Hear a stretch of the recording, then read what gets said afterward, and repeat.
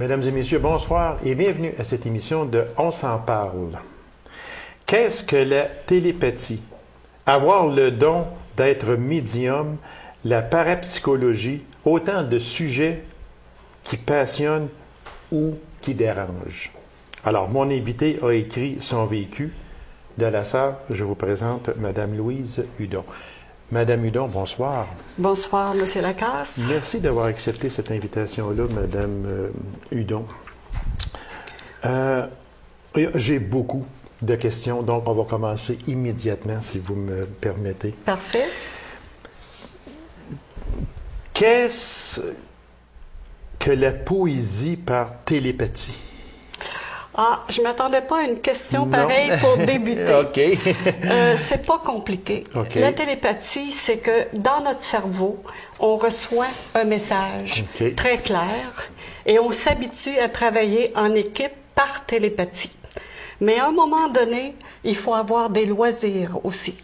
Puis comme je suis très bonne en poésie et qu'un de mes coéquipiers en télépathie est excellent aussi, alors je fais 2 vers, il fait 2 vers, je fais 2 vers, il fait 2 vers, et c'est toujours en télépathie. Je vous réfère à mon poème, le premier poème dans mon livre qui s'intitule « Oiseau blessé ». Oui, je l'ai lu. Poésie par télépathie. « Oiseau blessé », ça vient de... Le titre m'a été inspiré par un psychiatre lorsque j'étais au colloque de l'Association québécoise en réinsertion psychosociale. Okay. Il y a un psychiatre qui a fait un discours, mais un discours tellement extraordinaire et qui parlait des petits oiseaux blessés qu'il avait soignés. Alors, vous lirez mon on va en parler de votre livre, justement, parce que Mme Hudon ici a quand même écrit un livre, Mon vécu en parapsychologie. Oui, notre conscience augmente. C'est de Louise Hudon. Alors, juste le montrer de même, il est en vente dans les principales. D'ailleurs, M. Lacasse, oui, notre conscience augmente. C'est pour ça que je suis avec vous. C'est que je veux que de plus en plus les gens sachent à qui ils ont affaire lorsqu'on parle de médium. Bon, justement, on va en parler. Comment fait-on pour voir si un médium est un faux ou un vrai? Parce qu'il y a des faux médiums. C'est vrai, mais de plus en plus rare. Ça se peut. Oui, mais c'est pour ça d'ailleurs que je travaille pour avoir une école de parapsychologie en conformité avec les universités, qui d'ailleurs commencent à être avancées dans ce domaine-là. Pas toutes les universités, il y en a que des universités qui commencent des recherches, mais il y a des universités qui sont de plus avancées. On pourrait avoir des diplômes.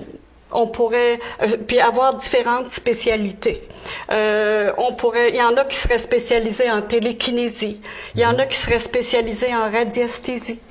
Puis télépathie, c'est un domaine, mais médium, voyez-vous, médium, c'est aller chercher des choses dans votre conscient, lire vos pensées, mais c'est aussi aller chercher des choses dans votre subconscient. Disons que je travaille pour la criminalité, ce qui a été ma spécialité dans ma vie un court moment. Si je travaille pour la criminalité, puis que vous êtes près de moi, puis que vous dites, c'est pas grave, je penserai pas à la drogue, donc elle ne saura pas. C'est faux. C'est faux parce que les pensées que vous avez eues, les gestes que vous avez faits dans le passé sont inscrits dans votre cerveau. Comme une secrétaire dans l'ancien temps, elle travaillait pour dactylographier une lettre et elle avait une copie carbone. Alors, ce qu'il y a d'inscrit dans votre cerveau, une médium est capable d'aller chercher la copie carbone qui est inscrite. Et on est capable d'aller très loin. On est capable d'aller... Moi, j'ai beaucoup de misère avec ça parce que j'ai fait plusieurs émissions avec... là, je vais peut-être être méchant en disant ça, mais j'ai fait beaucoup d'émissions avec des médiums, avec des supposés médiums, avec des personnes, avec le tarot, les boules de cristal, puis mon Dieu, que j'avais beau en faire, ça revenait toujours du pareil au même. Ce n'est pas compliqué. Qu'est-ce qu'il y a de vrai ou de faux C'est pas à moi à le dire, ce n'est pas à moi. Moi, j'ai toujours refusé qu'on me tire aux cartes, qu'on me fasse le tarot. Il y a une chose que je voulais justement, puis je vais vous le dire, ne jamais aller vers moi puis me dire, moi, dans vous, je vois. Ça, je déteste ça. Ça, là, je n'aime pas ça. J'aime pas savoir, je veux pas savoir mon futur. Ça ne m'intéresse pas. Puis je doute qu'une personne puisse dire à une autre personne, moi, je vois ton futur. Peut-être.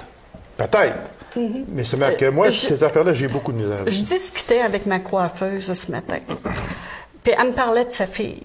Alors, j'ai été chercher dans l'information qu'elle avait dans son cerveau.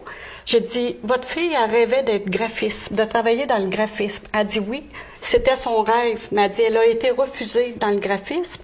Alors, elle s'est lancée en technique administrative. Alors, c'est facile pour quelqu'un de dire l'avenir si on sait qu'elle aime le graphisme, parce que c'est écrit dans le cerveau, puis si on sait qu'elle a fait sa technique administrative. Alors, c'est quoi son rêve? C'est facile de parler du futur dans ce sens-là. Okay. Parce que j'ai dit à sa mère, j'ai dit, il n'est pas trop tard, elle a 20 ans, votre fille, il n'est pas trop tard pour refaire des cours de graphisme, parce que là, elle a ses cours en art, puis de faire ensuite sa technique administrative pour réaliser le rêve de sa vie. Okay. Comprenez-vous?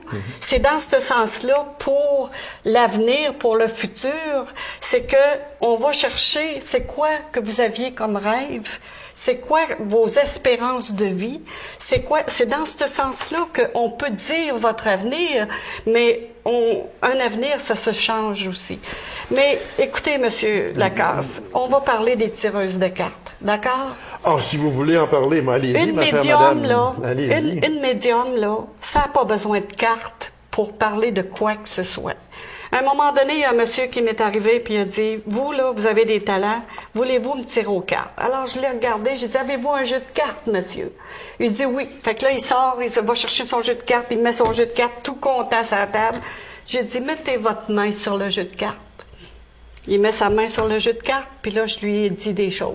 Oh, mais oui, mais vous avez pas regardé les cartes? Non, monsieur, c'est pas nécessaire pour moi, les cartes. Mais vous devez comprendre, Monsieur Lacasse, qu'il y a des médiums qui sont obligés de dire, des vrais médiums, sont obligés de se servir des jeux de tarot puis des jeux de cartes pour ne pas faire peur à la personne. Parce que c'est épeurant pour la personne. Ça veut dire que si le jeu de cartes ne serait pas là, si la boule de cristal ne serait pas là, ce serait la même chose. Pour un vrai médium, oui. C'est ça, c'est pour ça que je demandais. Il y a des faux médiums. C'est pas nécessaire d'avoir un jeu de cartes, un jeu de tarot ou une boule de cristal. Un vrai médium, c'est pas nécessaire. Sauf que ça dérange les gens. Dernièrement, j'étais chez la coiffeuse. Un autre coiffeuse, parce que moi, les coiffeuses, qu'est-ce que vous voulez, ils me connaissent. Ils savent qui je suis, puis tout ça. Mais il y avait une coiffeuse qui avait des doutes, et puis là, je venais de dire quelque chose, puis j'ai compris qu'elle avait des doutes. Alors, je l'ai regardée, j'ai dit, ton père souffre beaucoup. Puis là, elle était en train de coiffer, puis elle me regarde. Elle dit, oui, elle dit, il y a un air de coincé dans le cou depuis quelque temps, puis elle dit, c'est vrai, elle dit, il souffre beaucoup. Ça l'a dérangé. Mais elle ne mettra plus en doute mes capacités. Comprenez-vous? J'ai été chercher dans son subconscient la donnée carbone qu'elle avait, que son père, qui était à la Sarre, à quelque part en ville, souffrait beaucoup au moment où elle était en train de coiffer. Alors là, c'est réglé. À me croire. Là, c'est parce qu'il y a beaucoup de questions. Fait que c'est pour ça qu'on va aller quand même un peu, on va faire un petit peu à gauche et à droite. Du coq à l'âne, comme on dit. C'est ça. Avaler une bouteille complète de médicaments pour le cœur, qu'est-ce qui s'était passé?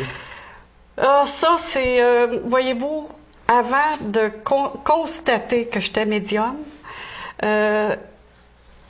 j'ai reçu des ondes négatives. Je vous parlerai pas de ma vie personnelle. Non. Mais à un moment donné, c'est que tu reçois des ondes négatives, tu reçois des ondes négatives, tu reçois des ondes négatives. Ça, là, quelqu'un qui envoie des ondes négatives régulièrement à une personne, le cerveau vient malade, parce que tu sais pas que tu es médium, puis tu n'as pas appris à avoir des trucs pour te protéger des ondes négatives. Alors, ça détruit un cerveau, ça le rend malade, puis ça a une répercussion sur le corps, puis le corps devient décompensé. Puis ça, quelqu'un qui vit une décompensation, ça veut dire une dépression majeure. À un moment donné, tu veux arrêter la souffrance, t'en as trop, puis tu passes au suicide. C'est ça qui vous oui, a fait. Oui, mais aujourd'hui, quand je reçois des ondes négatives...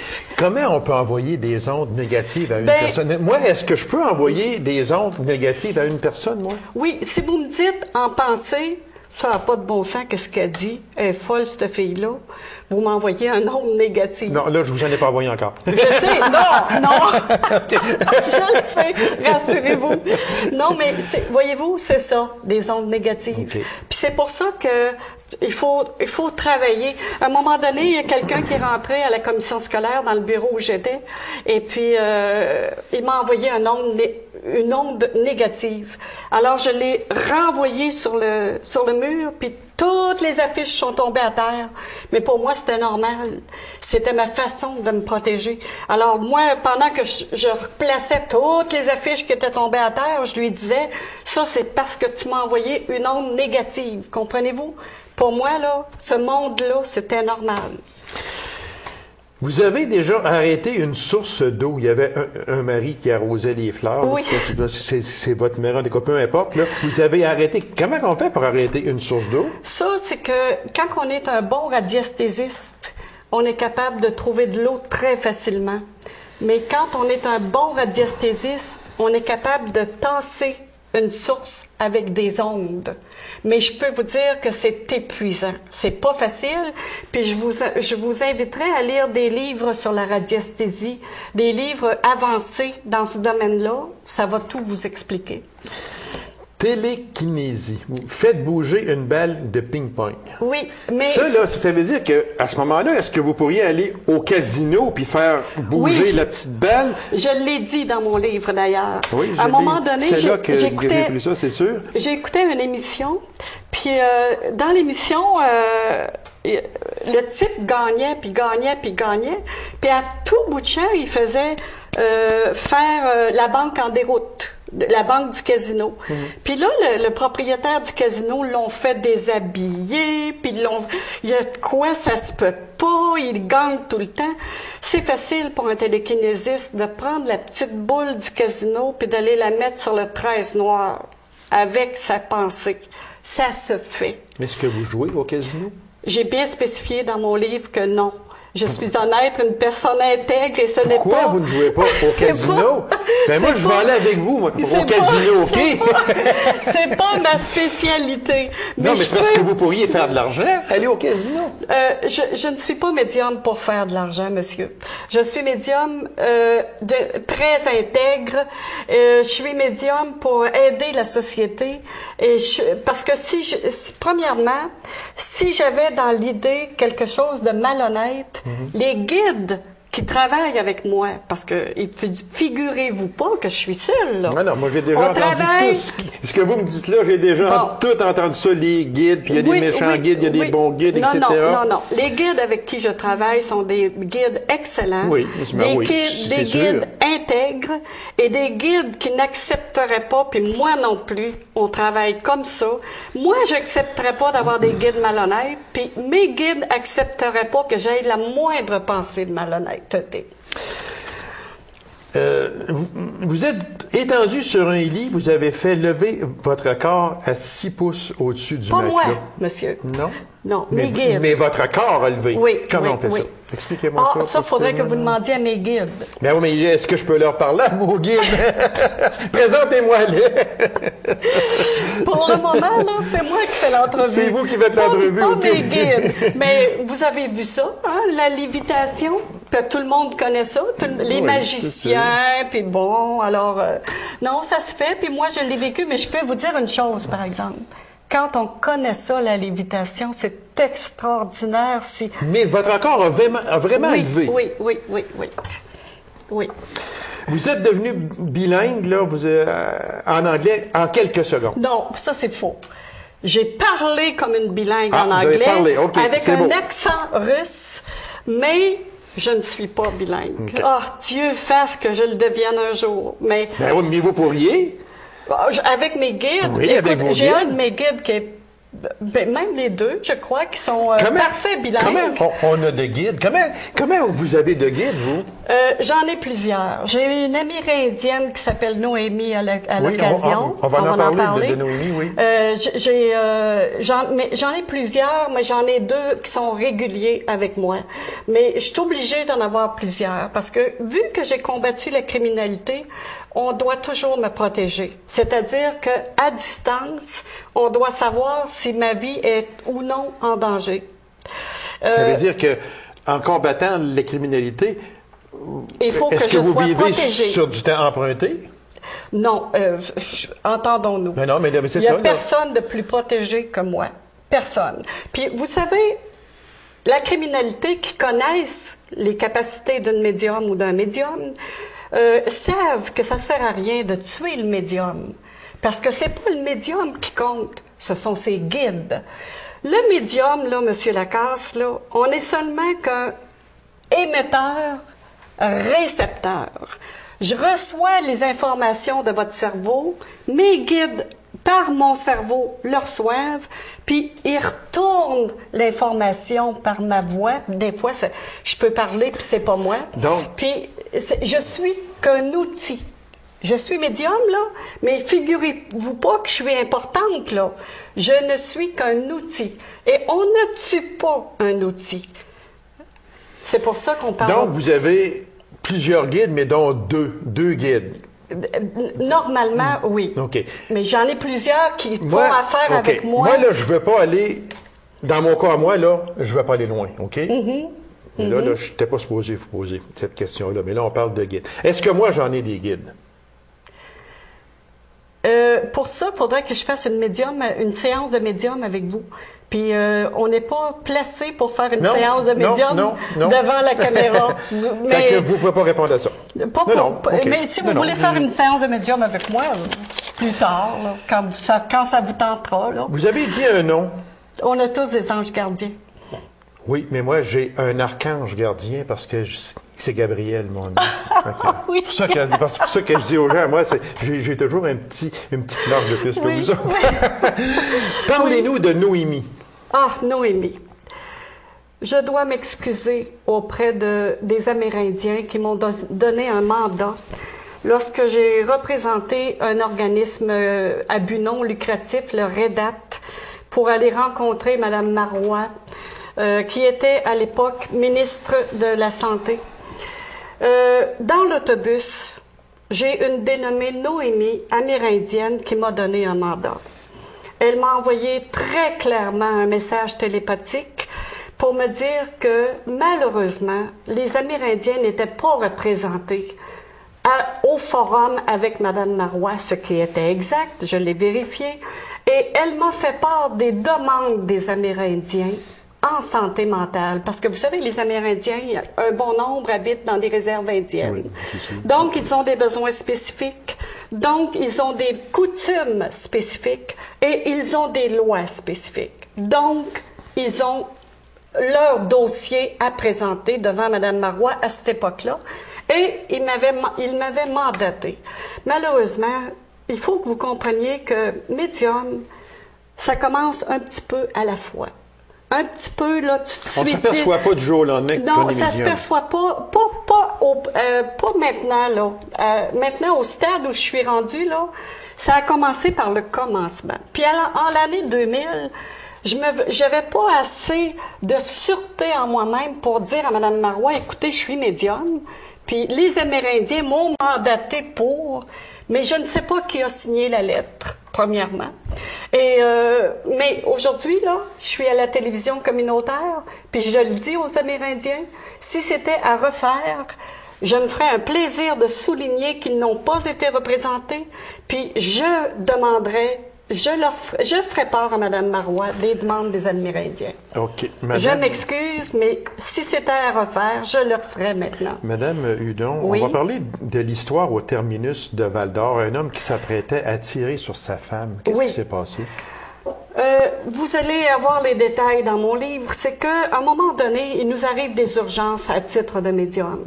J'étais en train de lire le journal au terminus de Val-d'Or et tout à coup, mes guides m'ont dit « Louise, il y a une urgence, peux-tu y répondre? » Puis moi, quand mes guides me demandent quelque chose, je dis toujours oui. Parce que quand les guides me disent « c'est une urgence », c'est que c'est une urgence.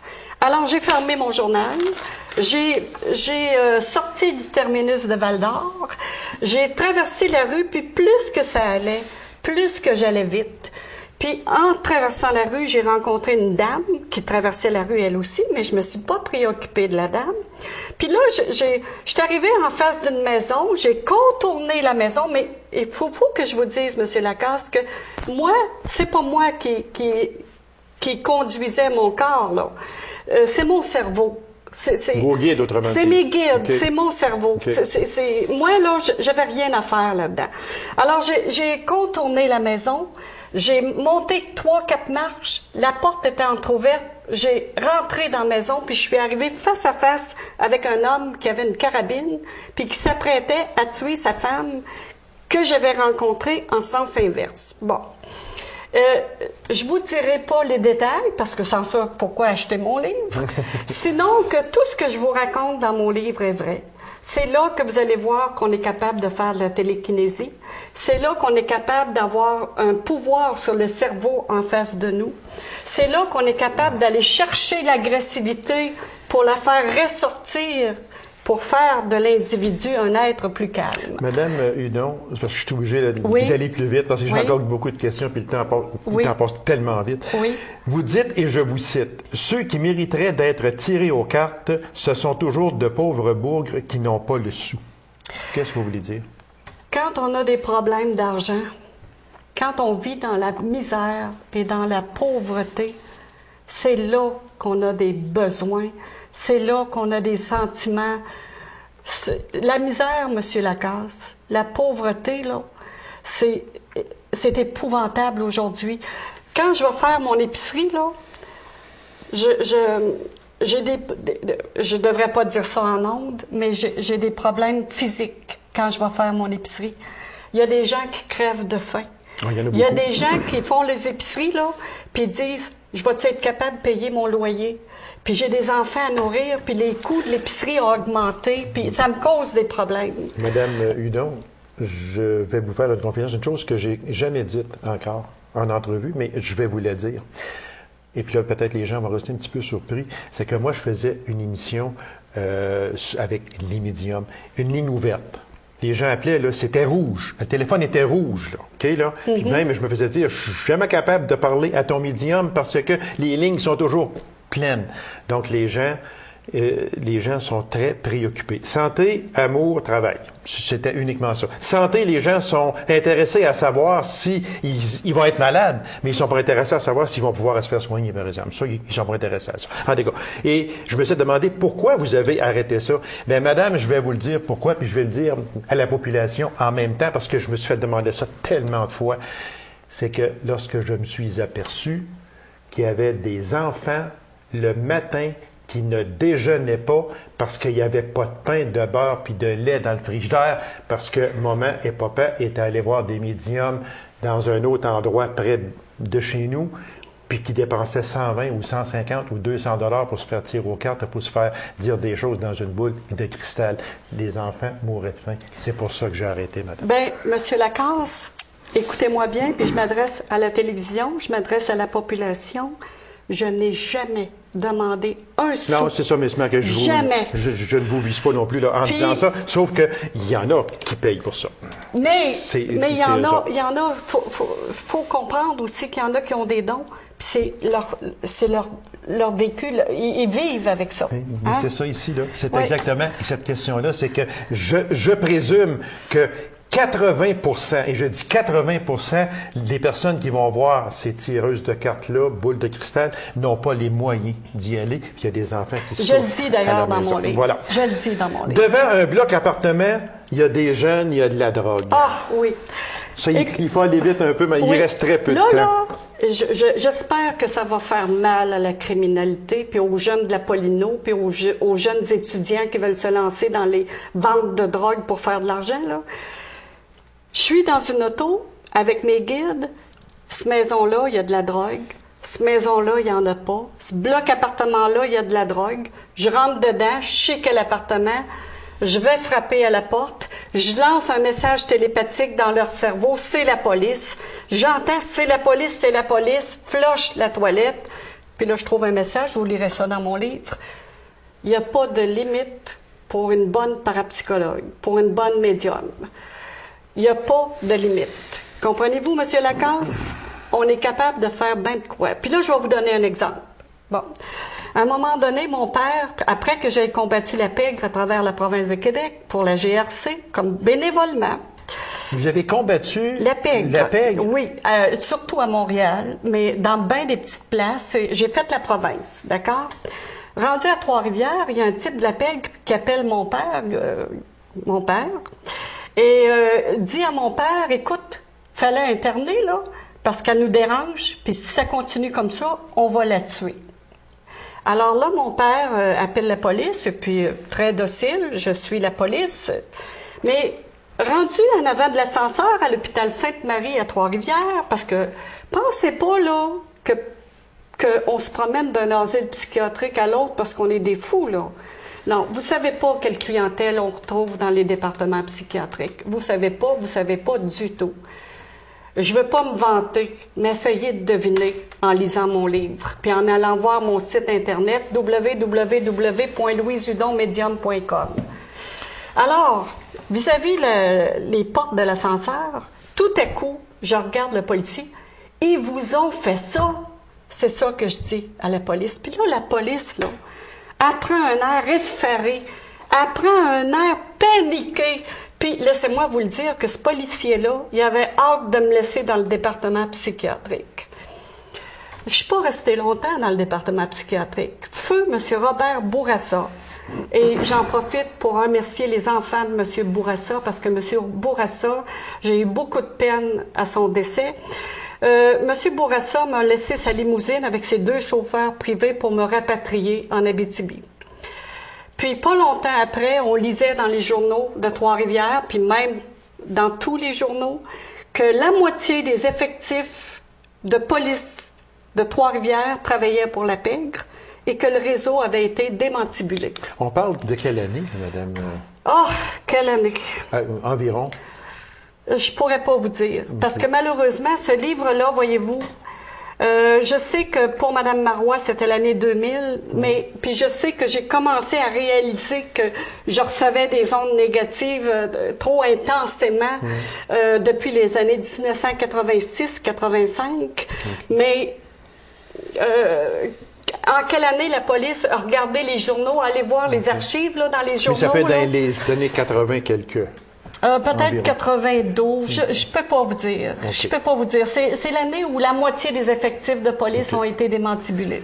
Il reste très peu de temps. J'aurais encore beaucoup d'autres questions comme... Pourquoi j'ai écrit mon livre, M. Oui, Lacasse? Exactement. Oui, mais pourquoi vous avez écrit votre livre? Oui. Que je vais ici. Oui. Pourquoi? Et très vitement, par exemple. Oui. J'ai écrit mon livre pour ma descendance, pour mon enfant, pour mon petit-fils, pour ma descendance, pour qu'ils sachent que le grand-mère, les arrière-grand-mère, pour qu'ils sachent qui nous sommes. J'ai le plus grand respect pour mon arrière-grand-mère qui était chamane sur tout le territoire du Lac-Saint-Jean. J'ai le plus grand respect pour ma mère. Alors, très vite, parce qu'il reste plus de temps, Madame Hudon. Donc, mon vécu en parapsychologie, Louise Hudon, dans les bonnes librairies. Puis ici, bien très vite, une table sectorielle en santé mentale à Abitibi-Ouest qui organise un colloque le mercredi 13 avril à la Sarre sous le thème « Enlève ton étiquette, brisons le silence du mystère des maladies mentales ». Alors, pour ceux qui voudraient s'inscrire, on appelle Madame Chantal Langlois au 819-333-2311, poste 25 11. 11. Et il y a des objectifs également qui sont très importants. Ça me fait plaisir de faire du bénévolat en santé mentale pour protéger nos génies. Alors, Madame Hudon, merci infiniment, puis bon succès avec votre livre. Ça m'a fait plaisir, M. Lacasse. Le plaisir a été pour moi. Alors, mesdames et messieurs, merci d'avoir été là. On se donne rendez-vous à une prochaine émission de On s'en parle. Au revoir et bonne semaine.